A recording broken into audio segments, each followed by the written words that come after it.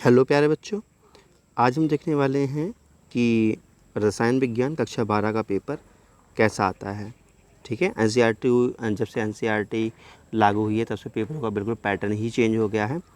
तो ये देखते हैं सन 2019 का सेट 2 347 FL सन 2019 में ये पेपर आया हुआ है। एनसीईआरटी के अकॉर्डिंग पेपर बना हुआ था। ठीक है, लेकिन अपने यहाँ पर 21-22 में कुछ सिलेबस कम कर दिया गया है। तो बच्चे अनसॉल्व पेपर खरीद लाते हैं, फिर कहते हैं सर ये क्वेश्चन देखिए बता देना सर जी, ये क्वेश्चन आपने कराया ही नहीं है। इस टाइप से क्वेश्चन करते हैं, क्योंकि समझो यार अपने 21-22 में काफ़ी सिलेबस कम हो गया है। तो इसमें काफ़ी चीज़ें ऐसी भी होंगी अनसॉल्व पेपर में जो कि 21-22 में निकाल दी गई। तो बताते जाऊँगा क्या क्या नहीं पढ़ना है इस अनसॉल्व में। ठीक है बेटा, तो खैर देखते हैं पेपर कैसा आता है।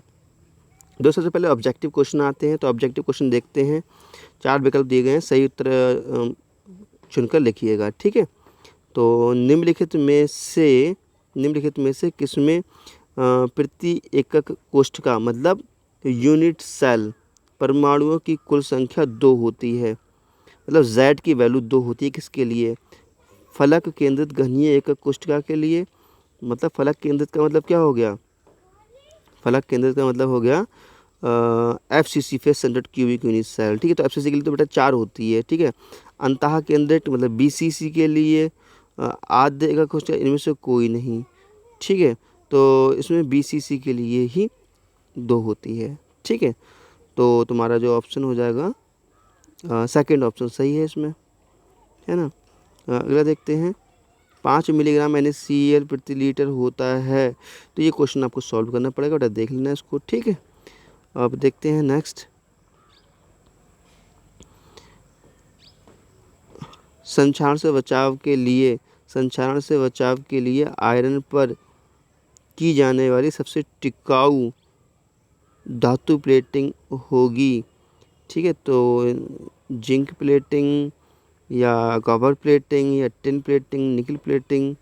तो ये ऑप्शन देख लेना सारे तुम। ठीक है, तो ऑप्शन मैं आपको सब ये दिखाना चाह रहा हूँ पेपर के स्टेप क्या आते हैं। तो प्रथम कोटि अभिक्रिया 50%, प्रथम कोटि अभिक्रिया की 50% पूरा होने में लगा समय। तो ये बहुत सरल क्वेश्चन है। ठीक है, सब रिपीटेड क्वेश्चन देख लेना आप। तो देखेंगे ऑब्जेक्टिव क्वेश्चन जो होते हैं बेटा वो कितने आते हैं। देखो 6 क्वेश्चन आते हैं मेरे हिसाब से। देखो 1 2 3 4 4 और देखो 5 6 देखो ऑब्जेक्टिव क्वेश्चन आते हैं, तो देख लेना आप। ठीक है, उसके बाद देखते हैं अगला क्वेश्चन। देखते हैं, देखो दूसरे का अब देखते हैं दूसरा क्वेश्चन कैसा है। दूसरे क्वेश्चन में कहा गया है, एक घनीय जालक में घन के कोरों पर उपस्थित परमाणु एक दूसरे के संपर्क में होते हैं, तो जालक की संकुलन क्षमता की गणना कीजिए। ठीक है, तो ये भी सरल सवाल है, देख लेना आप लोग। ओके, अगर देखते हैं, भार अनुसार 25% ग्लिसरॉल C3H6O3 के बिलियन में ग्लिसरॉल के मोल अंश की गणना कीजिए। तो मोल अंश निकालना है, इंपॉर्टेंट सवाल है, इस टाइप के पेपर में बहुत आते हैं। कॉपर सल्फेट को 2.0 एम्पीयर की धारा से 450 सेकंड तक विद्युत अपघटित किया जाता है, तो कैथोड पर निक्षेपित कॉपर के द्रव्यमान की गणना कीजिए। ठीक है, तो ऐसा सवाल नहीं करना है जो हमारे सिलेबस में नहीं है, ऐसा सवाल नहीं करना है आपको। ये वाले विद्युत अपघट्य वाले इस टाइप के। ठीक है, निकल गया है सिलेबस से हमारे। अब ये चयनात्मक उत्प्रेरण से क्या समझते हैं। 9 ग्राम ग्लूकोज को 500 ग्राम जल में घोला गया है, तो क्वथनांक की गणना कीजिए। ठीक है, तो इस टाइप के सवाल नहीं आते हैं, जैसे ये दिया हुआ है, तो टेंशन लेनी है, सभी सवाल नहीं करें। कोल-रॉस का नियम को क्या समझते हैं, ये मोस्ट इम्पोर्टेंट। कोल-रॉस का नियम पढ़ लेना आप।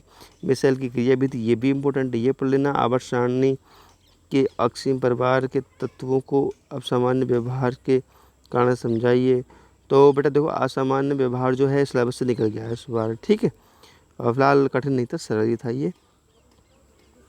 तो अगला है, MnO2 से पोटेशियम परमैंगनेट के निर्माण की विधि तथा रासायनिक समीकरण भी लिखिए। पोटेशियम परमैंगनेट की KNO के साथ अभिक्रिया लिखिए। तो ये भी अच्छा क्वेश्चन है, ये आगे पढ़ाया जाएगा आपको, है ना। बेंजीन क्लोराइड से, ये वाला इंपॉर्टेंट क्वेश्चन है, देख लेना। ठीक है, टेफ्लॉन, ये वाला इंपॉर्टेंट, डग्गा वाला भी, साबुन। तो बेटा मैं तुम्हें बताया सेकंड केमिस्ट्री का बहुत सिलेबस कम होता है मगर सिलेक्टेड होता है, वहीं से पूरा पेपर फंसता है।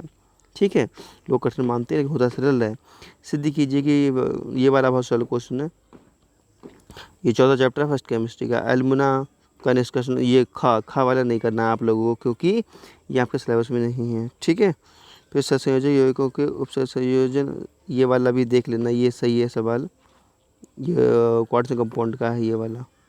ठीक है बेटा, तो इसका आप देखते हैं घा में है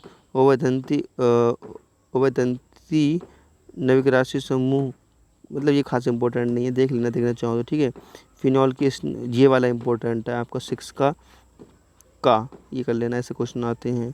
निम्नलिखित का केवल रासायनिक समीकरण लिखिए।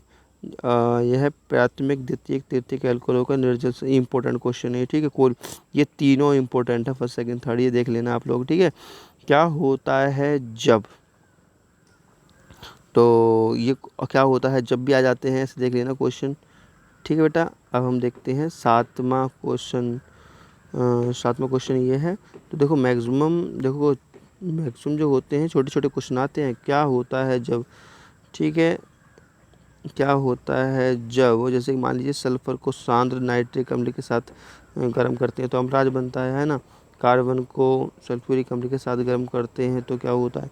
तो बहुत ही सरल क्वेश्चन है ये, कैसे प्राप्त करोगे ये देख लेना। ठीक है, उसका है नाइट्रिक अम्ल, न्यूक्लिक अम्ल। तो न्यूक्लिक अम्ल क्या है, ये इंपॉर्टेंट है। न्यूक्लिक अम्लों का रासायनिक संगठन, ये इंपॉर्टेंट देख लेना।